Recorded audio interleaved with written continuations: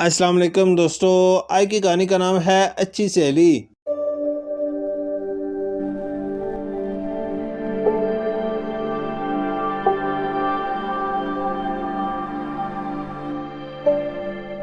آج میں کافی بور ہو رہی تھی کیونکہ آج میری اچھی سہیلی اسکول نہیں آئی تھی۔ میں اپنی سیٹ پر خاموش بیٹھی تھی کہ ٹیچر کی آواز پر میں نے سامنے دیکھا۔ مس کسی لڑکی کا تعارف پوری کلاس سے کروا رہی تھی۔ اس کا نام مس نے سائمہ بتایا۔ ذہانت سائمہ کی آنکھوں سے جھلک رہی تھی، لیکن جیسے ہی میں نے اس کو اوپر سے نیچے تک دیکھا وہ دو بیساکھیوں کے سہارے کھڑی تھی۔ پہلے تو مجھے بہت افسوس ہوا، لیکن جن مس نے اس کو میرے ساتھ بیٹھنے کو کہا تو یہ افسوس غصہ میں بدل گیا، کیونکہ یہ میری سہیلی کی جگہ تھی اور سائمہ کے یہاں بیٹھنے سے میری سہیلی کو مجھ سے دور بیٹھنا پڑا۔ اس نے مجھے مسکرا کر دیکھا تو میں کوشش کے باوجود مسکرا نہ سکی۔ اس سے دوستی بھی نہیں کی جا سکتی تھی کیونکہ نہ وہ میرے ساتھ کھیل سکتی تھی نہ بھاگ دوڑ کر سکتی تھی، اور میں تو بہت متحرک قسم کی لڑکی تھی۔ میں اسے دوستی کر کے بور نہیں ہونا چاہتی تھی۔ دوسرے دن میری سہیلی اسکول آئی تو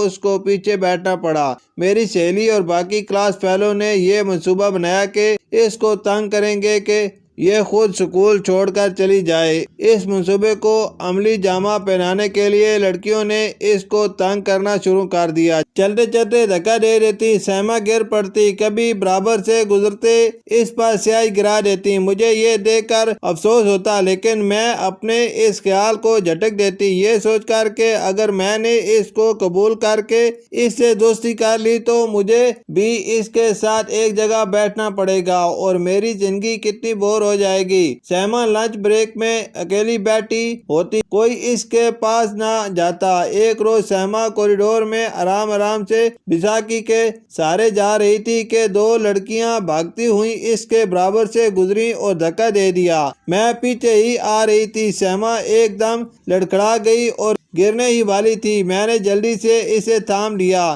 اس کی آنکھوں میں آنسو صاف نظر آ رہے تھے۔ میں نے اس سے پوچھا کہ کیا ہوا تو وہ صاف ان لڑکیوں کو بچا گئی اور کہا میں لڑکھڑا کر گر گئی تھی۔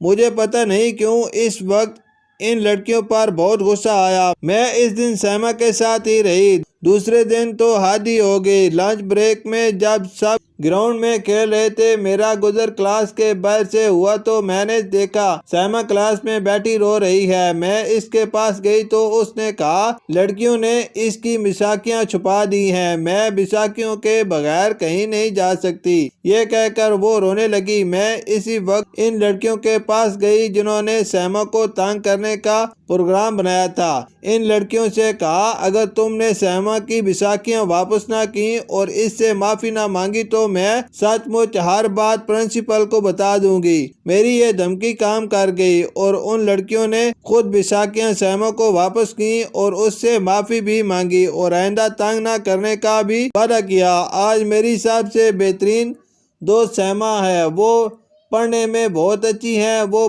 پڑھائی میں میری مدد کرتی ہیں اور میں عام معاملات میں اس کا ساتھ دیتی ہوں۔ شکریہ۔